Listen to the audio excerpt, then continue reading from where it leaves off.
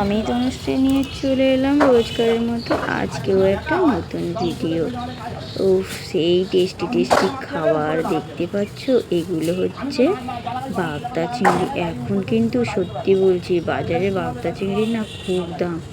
অনেক দিন হয়ে গেছে কিনতে পারিনি। আমাদের মতো মধ্যবিত্ত পরিবারে যখন 600, 700, 800 টাকা কেজি হয়, সেটা আমাদের কাছে অনেক টাকাই হয়। তো যাই হোক, আজকের একটু কম দামে পেয়েছিলাম বলে নিয়ে এসেছি। এখানে আছে 500 গ্রাম চিংড়ি। দেখো চিংড়িগুলো কি বড় বড় লাগছিল। আর এই যে কাটা ছেলার পরে ধুয়ে ধায়ে পরিষ্কার করে এই যে থালায় রেখেছি, দেখো কত ছোট ছোট লাগছে। কিন্তু চিংড়িগুলো খুব ছোট না, খুব বড় না, মাঝারি সাইজের ছিল। আর এই যে চিংড়ি কাটার পরে না, চিংড়ির থেকে যেন মনে হয় চিংড়ির খোসাটা বেশি হয়। আর এদিকে দেখো মাছিটা খুব বিরক্ত করছে। তো যাই হোক, এই দেখো কতটা চিংড়ির খোসা বেরিয়েছে। 500 গ্রাম চিংড়ির বোধহয় 700 গ্রাম খোসা বেরিয়েছে দেখো। কিন্তু কি করব, খোসাগুলো তো ফেলতেই হবে। আবার কিছু কিছু চিংড়ির একটু করে মাঝখানে খোসা রেখেছি, যেহেতু আমার শাশুড়ি মা আবার একদম খোসা থাকলে চিংড়ি খাবে না, পুরোটা পরিষ্কার করে দিতে বলে, পুরো খোসা ফেলে দিতে বলে। তাই ওনার জন্য কয়েকটা চিংড়ির পুরো খোসা ফেলে দিয়ে, আর বেশিরভাগ চিংড়ি আমরা যে কজন খাবো সেই কজনের মাঝখানে একটা করে খোসা রেখেছি। আর এই যে দেখো, এই একটা নারকেল কিনে নিয়ে এসেছি বাজার থেকে। এই একটা নারকেলেরও নিয়েছে 40 টাকা। তাহলে বলো, এইটুকু একটা নারকেলের দাম 40 টাকা। আমাদের একটা গাছ আছে, কিন্তু সেখানে নারকেল হয় না।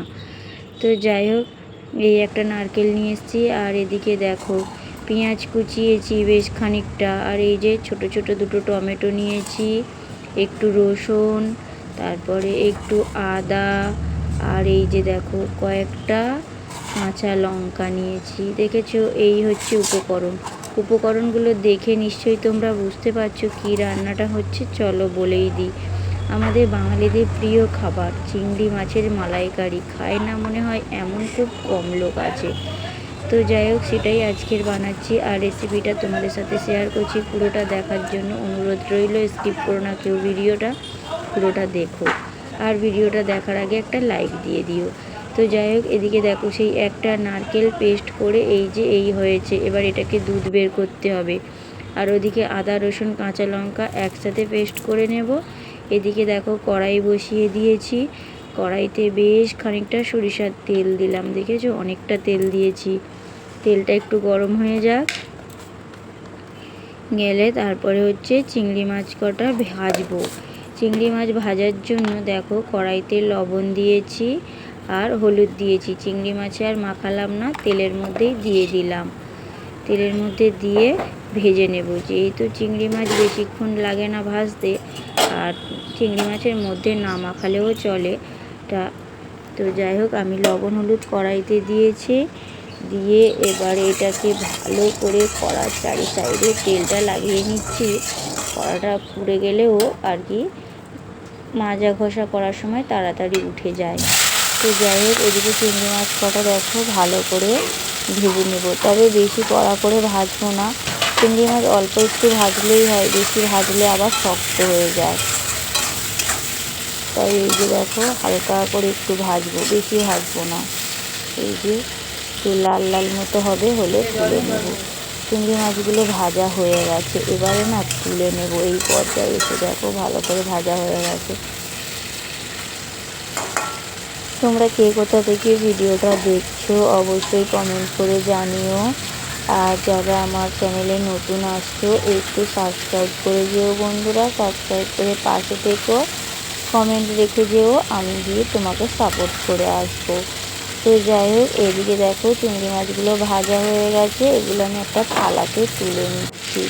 তুলে নেওয়া হয়ে গেছে। এখন দেখো কড়াইতে একটু আর একটু তেল দিলাম, কারণ এই রান্নাতে একটু বেশি তেল হলে বেশি ভালো লাগে। তো যাই হোক, তেল দিয়ে দিয়েছি। আর এই দেখো ফোড়নে দিচ্ছি দুটো তেজপাতা, একটা শুকনো লঙ্কা। লঙ্কাটা না হাত দিয়ে ফাটাইনি, এই যে খুন্তি দিয়ে কড়াতেই কেটে দিলাম। তো যাই হোক, এবারে এই পর্যায়ে দেব হচ্ছে এসে গোটা গরম মশলা, 4টে এলাচ দিয়েছি, দুটো লবঙ্গ আর একটু দারচিনি দিয়েছি। দিয়ে এটাকে একটু ভাজা করে নিলাম। তেলের মধ্যে লবঙ্গ দিলে কিন্তু ফাটে, তো আমার কাছে তো ফাটে, আমার অনেকবার মানে তেল ছিটকে এসে গায়ে পড়েছে। তো যাই হোক, পেঁয়াজ কুচিগুলো দিয়ে দিলাম। ওদিকে ফোড়নটা হয়ে গেছে, এতে পেঁয়াজ কুচিটা দিয়েছি। এখন পেঁয়াজটা একটু নরম মতো মানে ভাজা ভাজা করে নেব। তোমরা চাইলে পেঁয়াজটাকে পেস্ট করে দিতে পারো, আমি পেস্ট করিনি, আমি গোটাই দিলাম, যেহেতু কষাতে কষাতে পেঁয়াজটা গলে যাবে সেই জন্য। আর এই যে দেখো চিংড়ি মাছগুলো থালাতে রেখেছি। আর এই যে পেঁয়াজটা দেখো অনেকটাই নরম হয়ে গেছে, আর একটু ভাজা ভাজা হবে, একটু লাল হবে।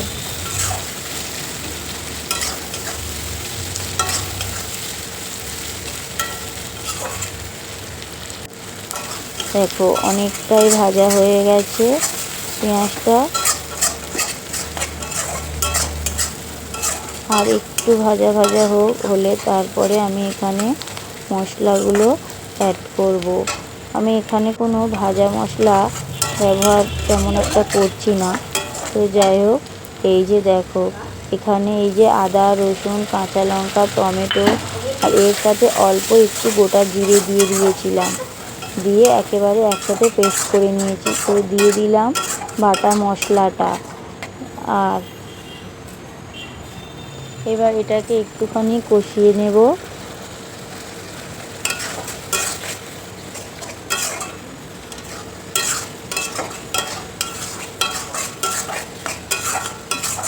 আমার পরিবারে অনেক নতুন নতুন বন্ধু দেখছি, সবাইকে অসংখ্য ধন্যবাদ আমার পরিবারে আসার জন্য। এইভাবে আমাকে একটু সাপোর্ট করো, আমার পাশে থেকো। তো দেখো এই পর্যায়ে দিয়ে দিলাম হচ্ছে লবণ। লবণ দিইনি, এখনও দেবো, তবে হলুদ দিয়েছি, লঙ্কা গুঁড়ো দিয়েছি, অল্প একটু লঙ্কা গুঁড়ো দিয়েছি যেহেতু কাঁচা লঙ্কা দেওয়া রয়েছে। আর এই যে দিলাম লাস্টে লবণ। আর ওই যে বাটিটা রেখেছিলাম, বাটিতে অল্প একটু মশলা দিয়েছিলাম, সেই মশলা ধোয়ার জলটাই দেবো। আর এখানে দিলাম একটু ধনে গুঁড়ো, আর কোনো গুঁড়ো মশলা এখানে দেব না। এবার এটাকে একটু বেশ খানিকক্ষণ ধরে কষিয়ে নেব। আর এই যে মশলা ধোয়ার জলটাই দিলাম, আর অন্য কোনো জল এখানে দেব না। তোমরা মশলা ধোয়ার জলটা নাও দিতে পারো, কিন্তু বাটিতে অনেকটা মশলা লেগেছিলো তাই আমি একটু জলটা দিয়েছি ধুয়ে। তো এবার এটাকে বেশ খানিকক্ষণ নাড়াচাড়া করব। আর এদিকে দেখো সেই যে নারকেলটা, এই এক বাটি দুধ বেরিয়েছে, নারকেলের দুধটা। নারকেলের মধ্যে একটু হাত উষুম গরম জল দিয়েছিলাম, দিতে এই যে ভালো করে ছেঁকে নিয়ে আর এই রেখেছি আমি। এই দুধটাতেই হবে আর কি মালাইকারিটা। আর এখানে আর কোনো বাইরের জল আমি দেব না, বা কোনো এক্সট্রা জল ব্যবহার করব না। এখানে দেখো মশলাটা প্রায় কষানোর শেষের পথে, চারিদিক থেকে তেল ছেড়ে দিয়েছে।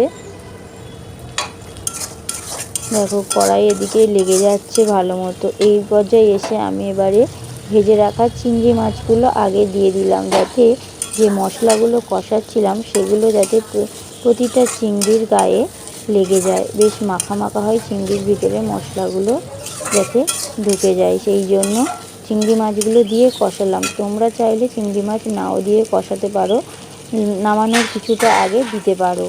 তো যাই হোক, আমি চিংড়ি মাছটা দিয়ে একটু কষিয়ে নিলাম ভালো করে। দেখো ভালো করে কষিয়েছি, তলায় এদিকে লেগে যাচ্ছে। গ্যাসটাকে একদম আস্তে দিয়ে আর এই যে কষিয়ে নিচ্ছি।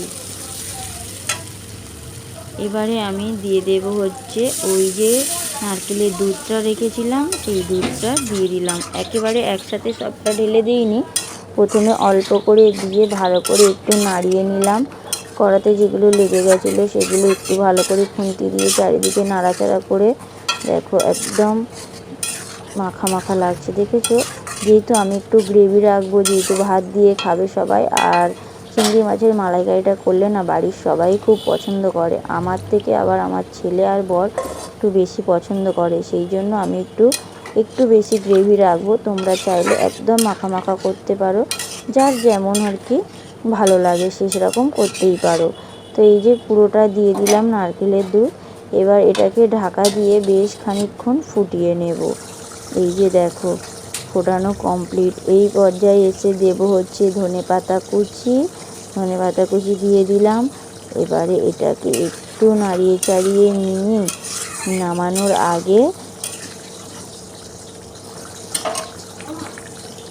নামানোর আগে অল্প একটু গরম মশলা ছড়িয়ে আর নামিয়ে নেব এটা। তো বন্ধুরা, আজকের রেসিপিটা কেমন লাগলো অবশ্যই কমেন্ট করে জানিও। আর যদি ভালো লেগে থাকে একটা লাইক, একটা শেয়ার ও সাবস্ক্রাইব করে যারা নতুন বন্ধু আছো আর যারা পুরনো আছো তারা একটু লাইক কমেন্ট করে যেও। সবাইকে অসংখ্য ধন্যবাদ আমার পরিবারে আসার জন্য আর পুরো ভিডিওটা দেখার জন্য অনুরোধ রইল। দেখো এবারে কালারটা কত সুন্দর এসছে, যেমন কালার হয়েছিল তেমন খেতেও টেস্টি হয়েছিল। আমি ওই যে বললাম একটু গ্রেভি রাখবো, এই যে দেখো আমি গ্রেভি রেখেছি। তোমরা চাইলে নাও রাখতে পারো, আরও একটু শুকনো করতে পারো। তো ভিডিওটা আমি এখানেই শেষ করছি।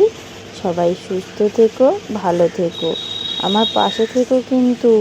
সবাইকে বলছি সবাই একটু সবাইকে সাপোর্ট করো।